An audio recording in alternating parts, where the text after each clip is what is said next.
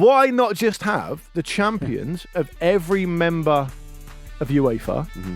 And if you want to do a group stage, do a group stage. But then just do it like that. We've got this one from Craig. Hello to you, Craig.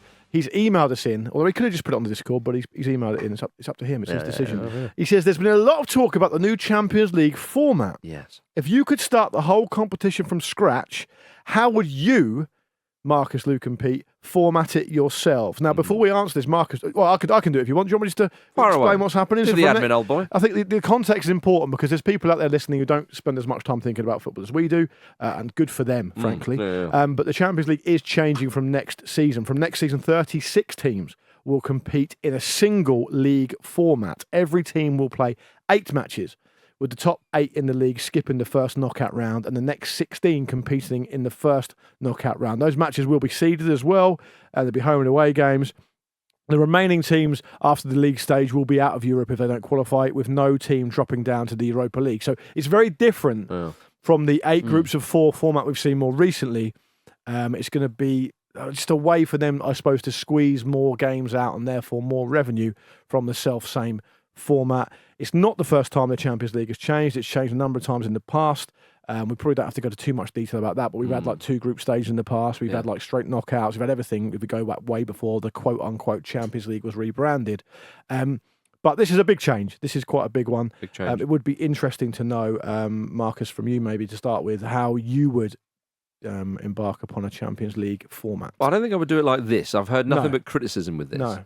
So why are people criticising this? Well, because I think people say that there's going to be a lot of dead rubbers and it's all a bit unnecessary. There's and more matches as well in a time when we're saying that there's too much football being played for the sake of the professionals' bodies. So not heard much positivity about this at all. But are you personally positive about it, or you think give it a chance? Or no, I don't. No. Look, if it goes well and everyone, you can change your mind. Yeah. But I think actually. Why is after the fact? Yeah. Well, you might as well use your experience to actually make an informed decision, Pete. I know it's out of fashion these days with the internet and all that, but you could do that. They've done a U-turn. No, I mean, they've had a thing. You've got to stick to your party. You've got to stick to your club. Do you think children should be homeless? Yes. Okay, that's out of order. Do you now think they should be homeless after thinking about it? No. U-turn. U-turn. Well, you don't wear nappies anymore. That's a U-turn. Where does it end, everybody? Yeah. I, to be honest with you, the format that they have right now, as in this season and what we've come to know, you have your groups and then the top 2 go through. And so I actually think I don't think you can improve upon that too much, really. So same format we'd have in the World Cup, for example. So on that specific point, though, I broadly agree with you, but I think the criticism of that has been because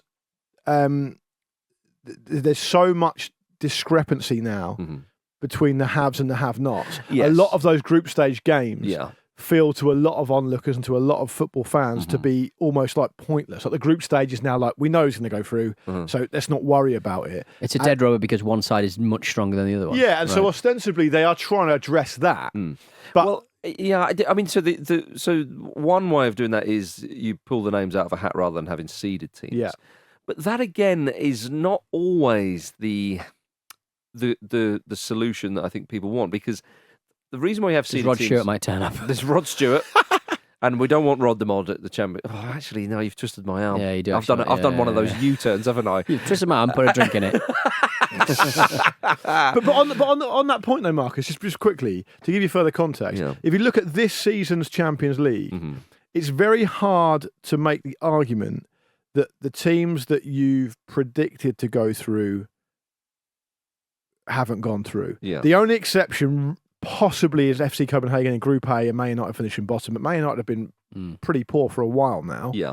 Other than that, I mean, really slim pickings. I mean, maybe Real Sociedad, maybe Benfica going out. That's pretty much it. Yeah. I mean, everything else is quite predictable, and I think that there is something that needs to be done. But my point was just going to be that the Champions League has suffered from some things that actually aren't their fault. And what I mean by that is, if you look at the dominance of some of the big, more traditional teams, particularly the English teams, that's because the Premier League is so strong. Well, and that's because the world has got smaller. That's because if you're Man City and you're going to somewhere that's not on the tourist destination kind of route very often.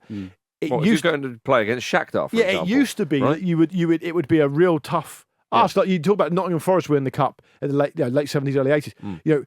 But you only beat Malmo in like a one-off game, or whatever. But what they were saying was that we had nothing about. Yeah, them. The world was a different place. Exactly. So you can't compare. There's some ways you can't. The gap between richer and poor has got a much bigger. Yeah, but that's across the board. Exactly. You can't suddenly think the Champions League structure can counteract, if you like, or in some way some way sort of be above what's happened in the world. You know, the mass movement of people, the mass movement of money, as all that kind of stuff. Yeah. As you say, the Premier League, the amount of money that the Premier League now has compared to others. Now, doesn't mean to say there's always a Premier League winner. In fact, more often than not, there isn't.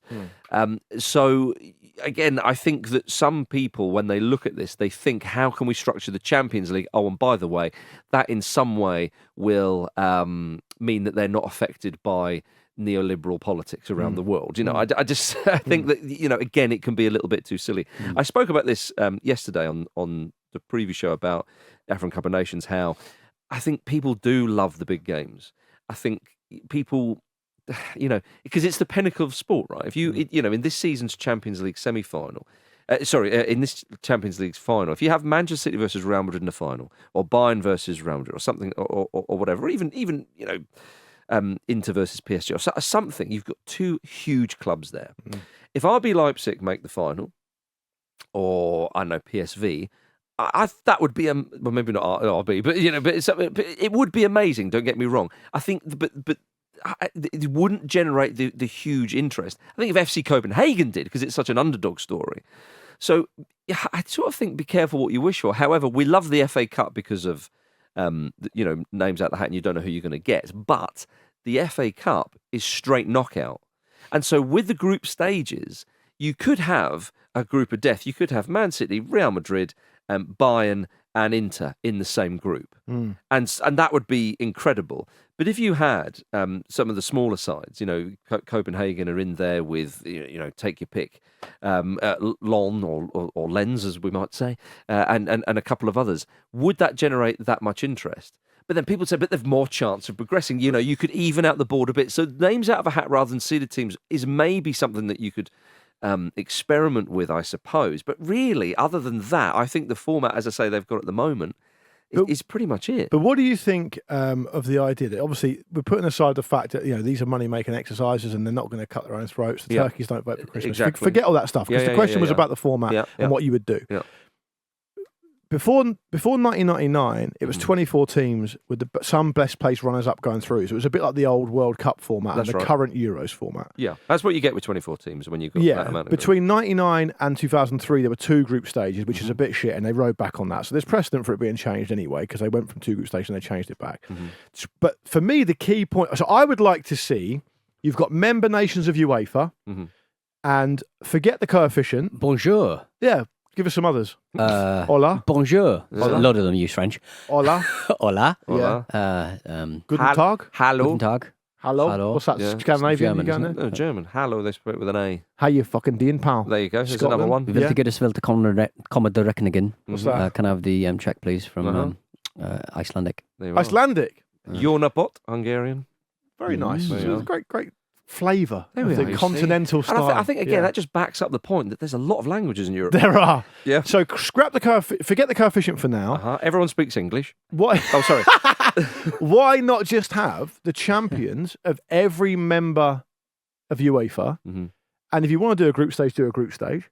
But then just do it like that. So you don't, because the problem is the thing that kind of precipitates this further in balance of power is, say, for example, in 2018, they changed it so the 4 teams from the big 4 coefficient nations automatically qualify for the group stage. Okay. Back in the day, it used to be 4th place in England, had to go into a playoff, which added a little bit more jeopardy. And I think as time has gone on, it's obviously become more and more about empowering the big money-spinning clubs, which this new move also absolutely does. Yeah. Why not just go, these are the clubs that are the champions of each of their nations. Yeah. They're going to play each other, and the team at the end is going to win. Yeah, the romantic side of me thinks you're right, but then the pragmatic side just thinks, I think that's rowing against the tide too much. I think that the champions of each nation probably should go through automatically now. I don't know what that does for the numbers and so on. I think that's probably fairer. I think there are probably too many member states for that. But then what that? Yeah, maybe. But I think one of the reasons why they reformatted it is because there were arguments that the UEFA Cup might be stronger than the Champions League. Because if you do have second and third in Italy, second and third in England and Spain and whatnot playing in that old tournament, the old UEFA Cup. And then you've got first in England, first in Spain, first in Italy, playing against, the first in maybe Slovenia have gone through, or the first in Hungary or whatever. Right.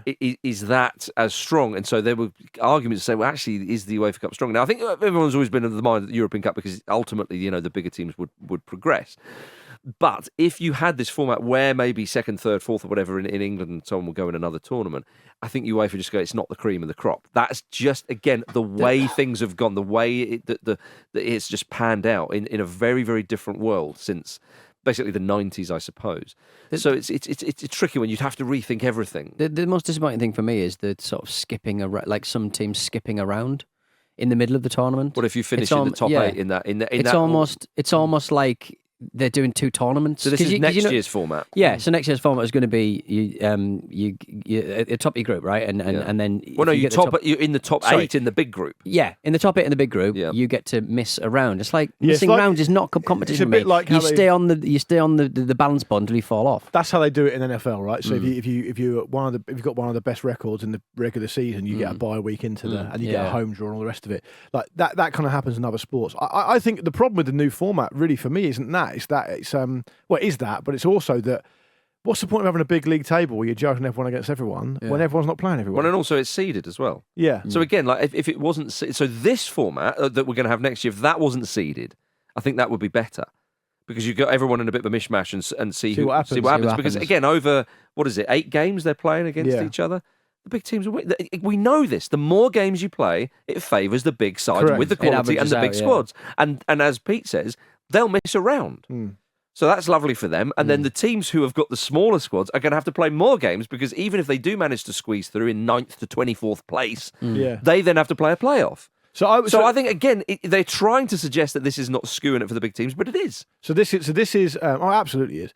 So to answer the question, the original question, right? So what would you do? To answer Craig's question, my answer would be realistic, to keep it in the real world. I've already said what could happen in all things being equal, but in the real world, I just think this change that's coming in next season and the last change in 2018 have both been poor decisions. So what would you do? I would go back to before 2018. I'd be happy to go back to before 99 when there's only 24 teams. Because then you could do the winners maybe. Yeah. But like I say, the danger would be suddenly the Europa League. But 2018 was at least a situation where if you came 4th in England or Spain or Germany, you had to play off. And I think that seems fair. I think that's fair. I think it's probably fairer, at least. Because otherwise you're not going to have any movement at all on in other countries. No, but the genie's out the bottle. It's always going to go in one direction because it's all about money, isn't it? And I think the real silver lining to the cloud will just be that in the past, UEFA have made bad decisions around formats of competitions and they've rode back on it. If it does turn out to be as bad as everyone fears, I think it will potentially be changed. I'd also just like to spend a second just to say that iconic 4-team group stage in the Champions League, which has been around since we were teenagers, is a fucking cool thing, and it's a shame it's going to go. I think so. I've got a message from Donnie and Mooey. Is that you? Donnie and Mooey. Is that you and your dog? Mooey hanging out. With the news of Klopp's departure, I realise there's not too many genuinely shocking stories in football anymore. In recent years, we've seen Mourinho going to Spurs and Spain sacking their manager on the eve of the 2018 World Cup. When were you most shocked by a football story, Lukey Moore? My most shocking moment I can remember in recent years. What made you grab Jamie Carragher's leg? Yes, exactly. Jamie Carragher is, for all, if you like him or not, is unquestionably hard. There's no way I'm grabbing his leg. Well, he was when Thierry Henry grabbed his thigh.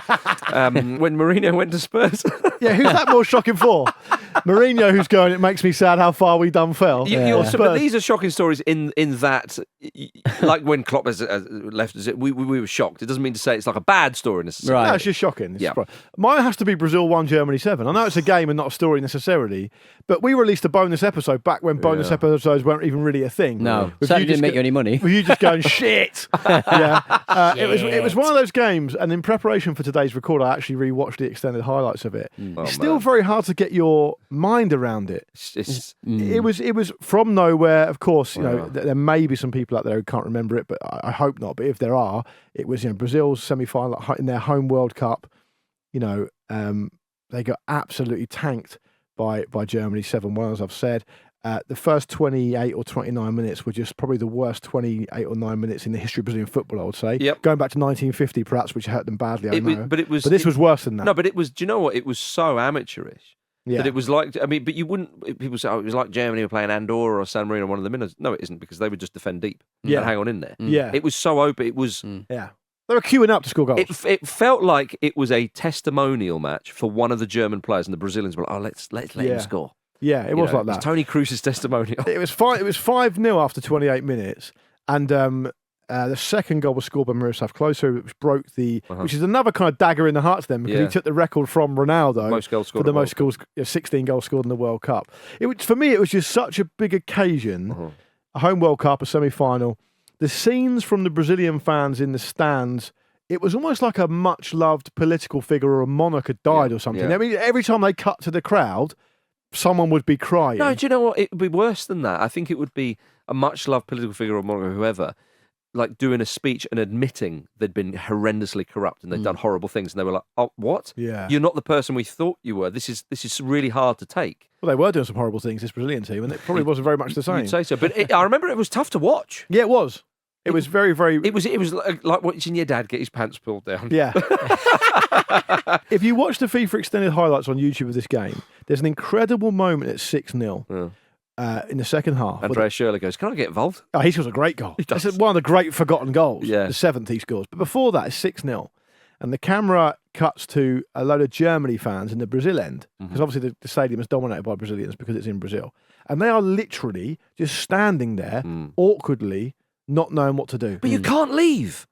They can't celebrate, but they don't feel like they can even celebrate. Oh, you're talking about the German fans? Sorry, yeah. No, absolutely. I'm saying for the... Sorry, yes. And suddenly I just had a thought that with the Brazil fans, you can't leave for some reason because you're paralysed. And you can't, because if you leave, I think it's too much to process on your own. So you have to be surrounded by people. tickets. Yeah, you paid good money to get it. But I also remember Mark Chapman, BBC's Mark Chapman, saying to me that he was at the game, of course, and he did the game, and they did all their work, and he said it had been a really long day. And so they went out into the town to get some dinner. He said they just couldn't get anywhere. But everywhere was closed. Oh, man, it was... Every single establishment. They just closed it like it was some kind of like funereal... morning. Like yeah. Like you just couldn't get anywhere. So it was just shocking to watch. One thing I do like is that when Brazil scored their consolation goal, the Brazilian fans do cheer. Yeah. Which is kind of, I really wanted them to do that when I rewatched it. I was like, please do cheer. And they do. But it was just, the reason I'm putting it in there is because it was an inconceivable event before the game. Shocking, isn't it? You thought it'd go one way or the other. Obviously, penalties may be a close one. You know, it was unbelievable to witness. German player said at half time, well, we've maybe got to keep the score down here, lads. And it's really weird because, in a way, it actually takes away from their achievement.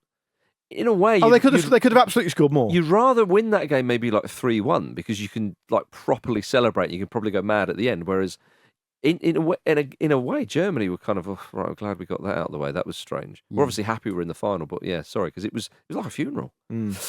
My shocking moment was when I'm taking us back to the 90s. Obviously, and I found this out on teletext. Erik Cantona retiring from football. Oh yeah. Oh, right. How old was he? 29? It's 29 or 30. Yeah. That's crazy, isn't it? Yeah. And the way he played, you think he could go for like another decade. Yeah. He was so talented. He was king of the acrobats. He was, for those who don't remember Cantona's playing career or didn't witness it, for younger listeners, I mean, he was like the king of the Premier League. I mean, let alone, they call him King Erik at Old Trafford. They still sing his name. Yeah. And how many players have they had over the years? Yeah. Just what a man. What a player. And, the performances he'd been putting in, he had that ban, of course, for booting that Crystal Palace fan. And even then, like, kicking a fan, in hindsight, everyone's like, yeah, nice one, Erik. Like, that's imagine a player doing that now. So that's what we all thought of him. You're in for an early bath. Yeah. Let's be honest, England fell in love with him. Even rival fans, you loved Cantona. Do you remember that Nike advert? Yeah. 1966 was a great year for English football. That's right. Erik was born. That's right. Yeah, totally. Yeah. Or the other. I think that was a beer advert. The Nike advert. There was a few of them when they're playing on Hackney Marsh. Yeah, it was him and David Seaman. No, this was Ian a Wright. billboard with Nike underneath it. Oh, was it Nike Yeah, who said that? yeah. Okay. And players just didn't do. It didn't seem like players did that then, apart from for injury reasons, like Van Basten or whatever. It just didn't. It seemed, and as I'm older and you look back at it now, you go, okay, look, he's got a lot of different interests. He felt like he wanted to do what he wanted to do. That's fair enough. But it was inconceivable then. It was. Well, yeah, and again, it just shows you or speaks to the man's character. I mean, we now see Cantona here and there when he's giving odd speeches at awards and so on. And he gave plenty back then. But he had so much charisma, and he was such an interesting one because he was very, very reserved, typically French in that regard, and yet would have these explosive moments. How many red cards was he? Of course, we talk about the 8-month ban or whatever it was with booting the fan. He was just a law unto himself. And that was seen when he got the red card. The Manchester United players, so they all came back in the dressing room after, and Ferguson starts hammering them because they drew 1-1 with Palace that night. Palace, that you gave the ball away, and that wasn't good enough, blah, blah, blah. And Erik, you can't do that, son. And then that's all he said to him. Yeah. Because he knew that Cantona, despite he was the manager and he was Ferguson, he ruled the roost, you have to leave this guy alone. Yeah. Because he's a great professional. Because he might do it again. Well, indeed, he might do it to me. But that was it. And I think that we were so intrigued by Cantona and the quality that he had, but also his character, that when he said, right, I'm off, see you later, that was the end of it. We're like, no, Erik, we want more. Well, especially because money in the Premier League, it wasn't there at the start of it when he came from Leeds, obviously, and he obviously he left a lot of money on the table. You would imagine. Oh, for sure. He did, yeah. And I wonder if it's an example of the thing we talked about a while back about Ewing theory, right? Yeah. Because he sucked in a lot of the attention. He goes, and 2 years later, Man United win the treble. Yeah, I mean, I would say the players maturing, though. You would say in that time, the obvious one, Scholes. But it's definitely a shocking moment. It was a shocking moment. Because didn't Ferguson fly to France to try and get him to reconsider and all the rest of it? I mean, there's a great story that our favourite, Liam Gallagher tells, because he was in a video of Liam Gallagher quite recently, a song called Once. And he said, he's just mad. He phoned him up and said, we'd love you to be in the video. Because I think Cantona maybe got in touch and said, I really like the song. And he went, well, why don't you come in the video? We'll be in the video. And he said, okay, fine. And he said, right, okay, so we'll, how much do you want paying? Because Erik Cantona went, I don't want paying. Yeah. And he says, well, what? I don't want paying. Okay, fine. Well, where do you want to stay? I'll get my own accommodation. All right. Well, what plane? Tell us which airport. I'll get my own way there. And in the video, it features him just obviously necking wine. And he said, well, what bottle? I'll bring my own wine. Well, he basically did it for free. Turned up on his own accord. Tell me where and when, and then he pissed off, and that was it. Quite a lot of people that we collaborate here that could do. But you know what I mean? Again, this man who we were all just completely enchanted with, and then he was off into the night. And that was he never went back on it either. Never went back. No, he didn't do like a farewell tour like Frank Sinatra. No. Yeah, I Newcastle as a Newcastle fan, I'll take it down to you. Obviously, quite a big one, and Marcus has taken it down a little smaller. I'm going to take it even smaller than that. Okay. I mean, Newcastle over the years have had some tragic fucking personal stories from even recently Atsu, Tiote, Cernacek, and obviously Gary Speed was a big one for me. But I think a purely football story was Kevin Keegan in a chenille jumper defending his actions of selling Andy Cole. Yeah, that was the sale of Andy Cole. That was huge. He had to come out and kind of make a statement on the steps of the stadium. Yeah, apologising, saying it's part of a plan. But what was amazing about those days, it still felt like almost it was a touch of medieval England about it. The town crier to go out into the square. So, as a young Newcastle fan at the time, were you just really upset about that? Yeah, absolutely good. Because Cole was a goal machine. Yeah. Oh yeah. Newcastle. Him and Beardsley together. Yeah. Insane. And Keegan was saying, "Look, just trust me on this." Yeah. And he was right. He was right. Yeah, I mean, look at all the trophies they won. Well, no, but but look at the players we got. Yeah, in his wake. But it's funny because Ferguson tried to do the same thing with Alan Shearer, didn't he? And Alan Shearer went to Newcastle instead. Ferguson was after Shearer for ages, and Shearer always said no. But not only do you strengthen your plays, you weaken a rival. And also in retrospect, you've got to say that Cole made the right decision for himself as well. Oh yeah, no affinity with the City. No, exactly. Went on to win everything he wanted to win, and so it's the right decision all round. But I just miss him in Asics cycling shots. And do you know what's interesting about Pete? It's a really good one because I can imagine being a Newcastle United fan being really gutted about that, obviously. But also, it's impossible to imagine a manager coming out now in that way, in such an organic kind of bottom-up way. Yeah. And So I'm going to make a statement myself on the steps, and if everyone wants to turn up, they can turn up. It just never happened now. Yeah, But it makes it more kind of circus-like, really. It does, but I mean, you had that. I mean, I think when there was rumours that, I think it was Fiorentina, I'm pretty sure it was Fiorentina and Gabriel Batistuta, not Roberto Baggio and another club, but we'll go with Batistuta and Fiorentina, it would be a bit obvious, that when there was rumours that he was going to be sold, everyone was out in the streets going, sorry, what? What's happening here? But again, it's that football fan in you completely defies logic. He's only of a certain age. He wants to win things. He wants to, a player like that playing for Fiorentina, it was amazing for us. But he goes to Roma and wins a title. But it's kind of like, no, this surely he's ours. He's our property. Yeah. Don't you understand what he means to us? Yeah. And again, with Klopp and Liverpool, there is a bit of this. I mean, I think you'd only get that reaction maybe with a manager nowadays. I think with players moving around all the time, people will be gutted. But I think with a manager like him, it's a very, very special and particular circumstance, and the longevity they have to have. Well, maybe not longevity, because Cole was not like there for years and years. Bad anything. But the circumstances have to be set, and The manner of the Klopp one is more interesting to me because it's very, very rare that it doesn't leak out or there's no rumour, and that he gets to own it himself in the form of he basically entirely controls the narrative with a video, and that's basically the modern equivalent of the Keegan kind of getting out there. These days he's going to do it on the video. Do you think Ten Hag will do that when he leaves Man United? Yeah, I think so. But with manager sackings, managers don't tend to decide how long they're going to have at a club. No, exactly. Ten Hag will do it on Bebo. Yeah. The only other one you think in world football, maybe someone like Diego Simeone might have to do that one day. But again, so few and far between. No one's ever going to forget when Harry Redknapp bombed out Gag O'Neill from Fratton Park. I tell you what was shocking though was when Mourinho got sacked for Chelsea the first time round. Yeah, that was a shocking moment. Yeah, I kind of don't really remember it that well, but I guess it probably was. Because it was just, again, it was Mourinho was so popular, and then we'd understand subsequently why. Yeah, okay. That leads us on to our last question though. This is from Jen on Instagram, who said, if you could map out the rest of Jose Mourinho's career, what would you plan for him? Peter, keep it clean, family show. Yeah. I don't know. I'd just like him to sort of be someone who creates tournaments and creates the very fabric of football, which he then wins. I want to know all times. I want to know. I would like to see him away from the dugout, away from football. But I'd like him to be a football administrator. I'd like to see how he would express his ego through those kind of. Do you think means, he'd like that? Yeah, I think he would. Very bitter. President of the Super League. Is that what you want? President of the Super League? Something like that.